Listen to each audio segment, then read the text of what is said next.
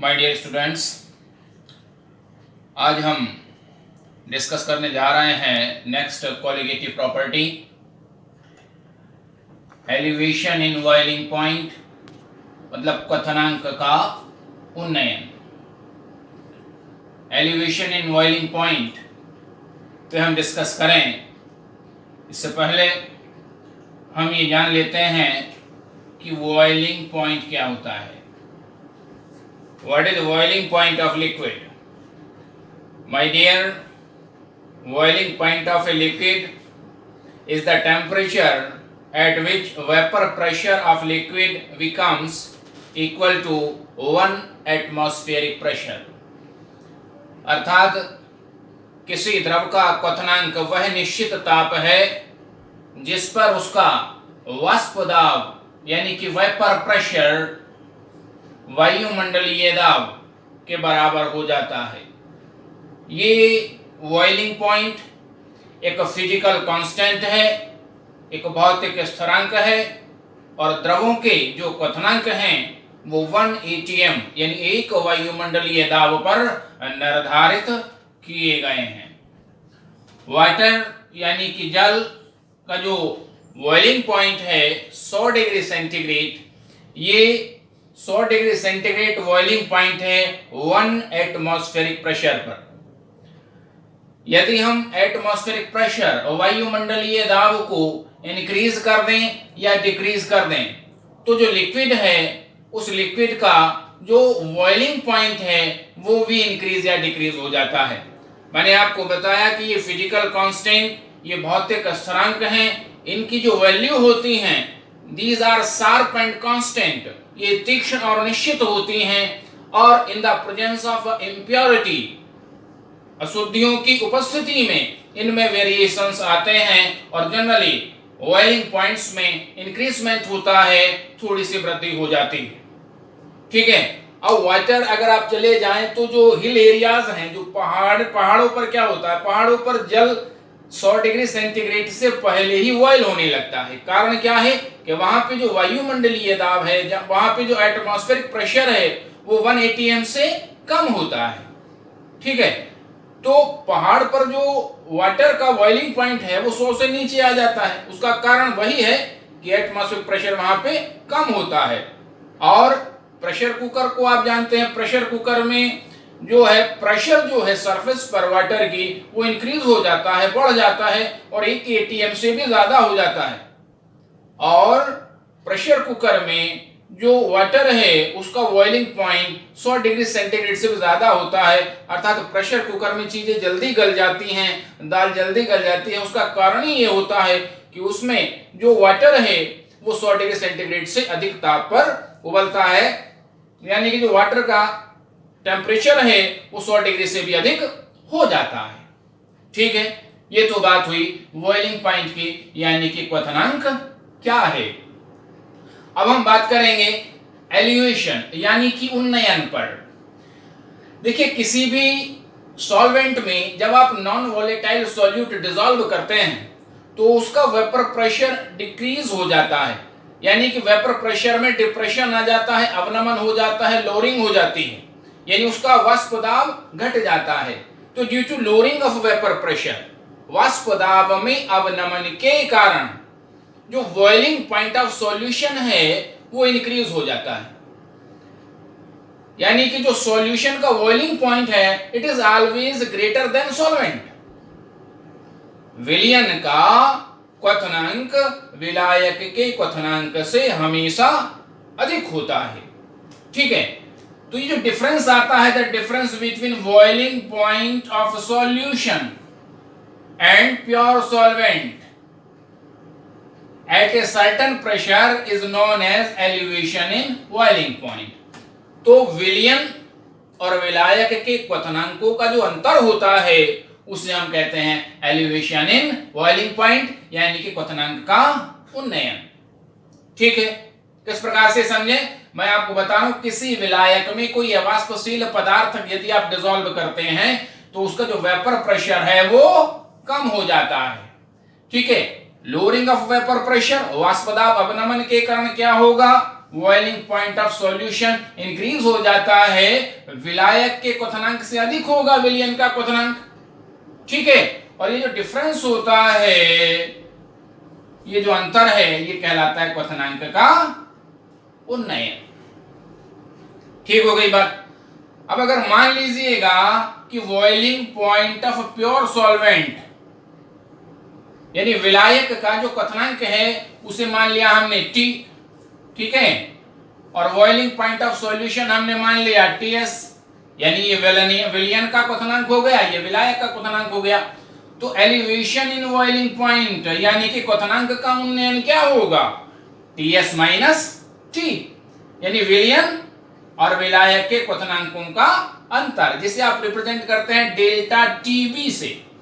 Delta T तो difference हो गया और B हो गया बॉइलिंग पॉइंट के लिए, यानी डेल्टा TB का मतलब क्या है? क्वथनांकों का डिफरेंस। ठीक है, इसको हम किस प्रकार से समझ सकते हैं? आइए एक ग्राफ प्लॉट करते हैं वेपर प्रेशर और टेम्परेचर के बीच में।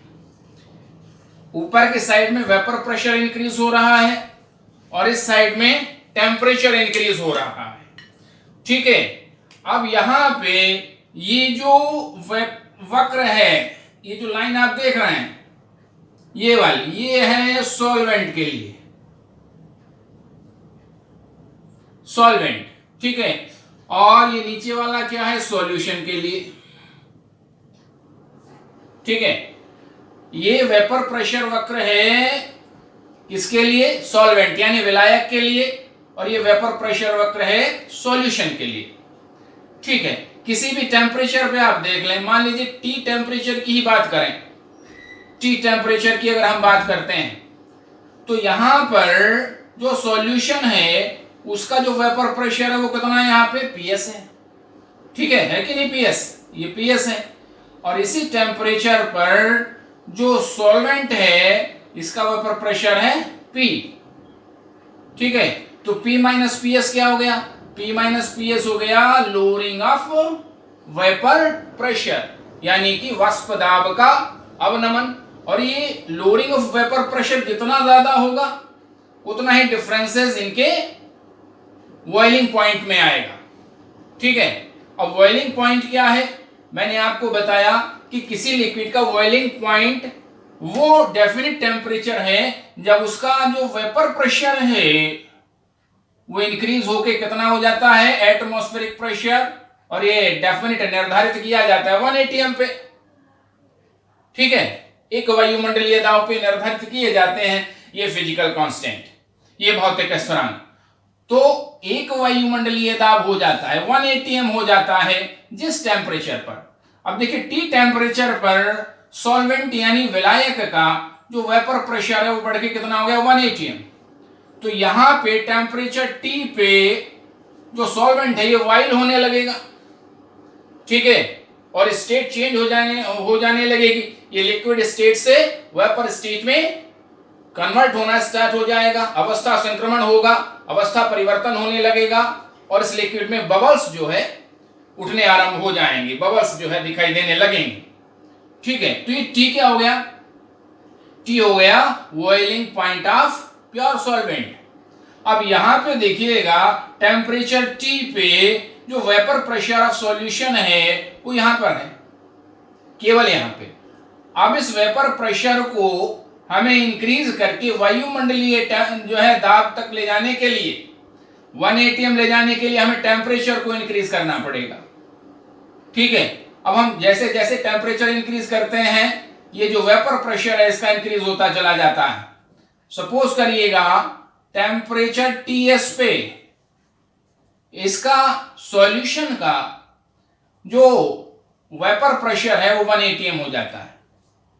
ठीक है, तो TS क्या होगा? TS होगा boiling point of solution, T हो गया बॉइलिंग पॉइंट ऑफ सॉल्वेंट यानी कि विलायक का क्वथनांक, और TS हो गया बॉइलिंग पॉइंट ऑफ सॉल्यूशन यानी कि विलयन का क्वथनांक। अब ये TS माइनस T, ये जो डिफरेंस आ रहा है ये वाला आप देख रहे हैं डेल्टा TB। ठीक है, डेल्टा TB क्या है? विलयन और विलायक के क्वथनांकों का अंतर, difference of boiling point of solution and solvent. तो ये डेल्टा टीबी क्या है? डेल्टा टीबी है एलिवेशन इन बॉइलिंग पॉइंट। इसे ही हम कहते हैं क्वथनांक का उन्नयन। ठीक है, जितना ज्यादा लोअरिंग ऑफ वेपर प्रेशर होगा, जितना ज्यादा वाष्प दाब का अवनमन होगा, उतना ही अधिक क्वथनांक का उन्नयन होगा। देखिए, जो डेल्टा टी है, डेल्टा टी क्या है? क्वथनांकों का अंतर। ठीक है, इसे आप टीबी बॉइलिंग पॉइंट लिख सकते हैं। तो डेल्टा टीबी किसके डायरेक्ट प्रोपोर्शनल है? पी माइनस पीएस के। यानी जितना ज्यादा वाष्प दाब का अवनमन होगा, उतना ही ज्यादा क्वथनांक का उन्नयन होगा। ठीक है, और पी माइनस पीएस क्या है? पी माइनस पीएस है लोअरिंग ऑफ वेपर प्रेशर, और ये डायरेक्ट प्रोपोर्शनल किसके होता है? Small N upon small N plus capital N. ये क्या है? Small N upon small N plus capital N. ये क्या है? ये है मोल फ्रैक्शन ऑफ सॉल्यूट। क्या है? Mole fraction of solute. यानी ये क्या है? विलय का मोल प्रभाज। ठीक है, तो सीधे सीधे डेल्टा टीबी यानी कि एलिवेशन इन बॉइलिंग पॉइंट क्वथनांक का उन्नयन डायरेक्ट प्रोपोर्शनल सीधे समानुपाती हो गया मोल फ्रैक्शन ऑफ सॉल्यूट। और विलियन के वे फिजिकल प्रॉपर्टीज, वे भौतिक गुण जो विलय के मोल प्रभाज यानी मोल फ्रैक्शन ऑफ सॉल्यूट पे डिपेंड करते हैं, वो मैंने आपको बताया था। क्या कहलाते हैं? कॉलिगेटिव प्रॉपर्टी ऑफ सॉल्यूशन, यानी कि वो कहलाते हैं विलयनों के अणुसंख्य गुण। ठीक है, इसलिए हम कह सकते हैं कि elevation in boiling point is colligative property of solution. ठीक है, ये किसके डायरेक्ट प्रोपोर्शनल है? मोलेलिटी के। ठीक, अब मोलेलिटी क्या होता है? Small W upon small M into capital W into 1000, अगर कैपिटल डब्ल्यू ग्राम में है। ठीक है, ये रिलेशन तो ये तो मैंने बताया आपको मोलेलिटी क्या होता है, पहले बता चुके हैं, चर्चा कर चुके हैं इस पर। तो delta TB is equal to हो जाएगा केबी। ठीक है, ये जो समानुपाती सांक है जिसे आप केबी से रिप्रेजेंट कर रहे हो, ये है मोलल एलिवेशन कांस्टेंट। इसे हम क्या कहते हैं? Molal elevation constant. ठीक है, इसे हम कहते हैं मोलल उन्नयन स्थिरांक। ठीक है, अब ये मोलल उन्नयन स्थिरांक की डेफिनेशन एग्जामिनेशन में आ जाती है, मॉलिक्यूलर एलिवेशन कांस्टेंट की आ जाती है, और इन फार्मूले से बेस्ड न्यूमेरिकल प्रॉब्लम्स रेगुलर आ रहे हैं एग्जाम में।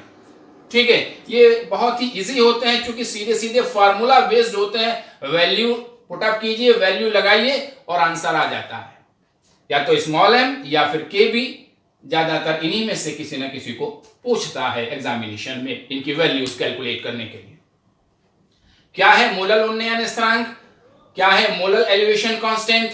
वो कह रहा है when 1 mole of non-volatile solute is dissolved in 1 kilogram of solvent, जब 1 किलोग्राम विलायक में किसी अवाष्पशील पदार्थ का 1 मोल घोला जाता है, तब elevation in boiling point is called molal elevation constant. किसी विलायक के 1 किलोग्राम में अवाष्पशील पदार्थ का 1 मोल घोलने पर क्वथनांकमय उन्नयन कहलाता है उसका मोलल उन्नयन स्थिरांक। ठीक हो गई। Delta TB is equal to 1000 KB small W upon small M capital W. Delta TB क्या है? एलिवेशन इन बॉइलिंग पॉइंट यानी कि क्वथनांकमय उन्नयन। स्मॉल एम मॉलिक्यूलर वेट या molecular mass of solute. Small डब्ल्यू क्या है? Weight of solute. और कैपिटल डब्ल्यू weight of solvent in gram. ठीक है, और केबी आपको हम बता ही रहे हैं, केबी क्या है? Molal elevation constant. तो इस फार्मूले को याद रखिएगा। ठीक, अब मॉलिक्यूलर एलिवेशन कांस्टेंट क्या है, आणविक उन्नयन स्थिरांक क्या है, इन दोनों में थोड़ा सा ही डिफरेंस है। यहां पे हम कहते हैं 1 mole of a non volatile solute is dissolve in 100 gram of solvent. The elevation in boiling point is called molecular elevation constant. इसे कैसे रिप्रेजेंट करते हैं? ठीक है, 100 ग्राम विलायक में किसी पदार्थ का 1 मोल घोलने पर या जो क्वथनांक में उन्नयन होगा उसे हम कहेंगे आणविक उन्नयन स्थिरांक। ठीक है, डेल्टा टीबी इक्वल टू 100 के small W upon small M capital W, और के से हम रिप्रेजेंट कर रहे हैं मॉलिक्यूलर एलिवेशन कांस्टेंट को। तो इन दोनों में डिफरेंस क्या है? अगर 1000 ग्राम यानी 1 किलोग्राम में 1 मोल घोलें और क्वथनांक का उन्नयन हो तो हो गया मोलर एलिवेशन। ठीक है, और 100 ग्राम सॉल्वेंट में 1 मोल घोलें और क्वथनांक का जो उन्नयन होगा वो हो गया मॉलिक्यूलर एलिवेशन कांस्टेंट। तो दोनों में कोई ज्यादा डिफरेंस नहीं है। यहाँ 1000 ग्राम यानी 1 किलोग्राम में 1 मोल घोलने पर उन्नयन है और यहाँ 100 ग्राम में 1 मोल घोलने पर उन्नयन है। मोल तो बराबर ही है, केवल सॉल्वेंट का यहाँ पे 1 किलोग्राम है यानी 1000 ग्राम है और यहाँ पे 100 ग्राम है। तो ये डिग्री सेंटीग्रेड पर मोलर में होगा और ये डिग्री सेंटीग्रेड जो है पर 100 ग्राम सॉल्वेंट में होगा। अब जब न्यूमेरिकल प्रॉब्लम आप सॉल्व करेंगे तो उसमें केवल आपको ध्यान रखना है कि वैल्यू मॉलिक्यूलर एलिवेशन कांस्टेंट की अगर दे रखी है तो ये वाला फार्मूला लगाएंगे, और अगर मोलर एलिवेशन कांस्टेंट की वैल्यू दे रखी है तो ये वाला फार्मूला लगाएंगे। बस केवल ध्यान रखना है कि अगर ये मॉलिक्यूलर एलिवेशन कांस्टेंट दे रखा है और ये वैल्यू ये वाला फार्मूला आपने लगा दिया तो आप जानते ही हैं कि 1 0 का अंतर आएगा, 60 का 6 हो सकता है या 600 हो सकता है। ठीक है, क्लियर हो गई बात? तो इन चीजों को ध्यान रखेंगे और मैं पीडीएफ के माध्यम से एक दो एग्जाम्पल न्यूमेरिकल भेज दूंगा आपको, आप उसको कर लीजिएगा। Okay, thank you.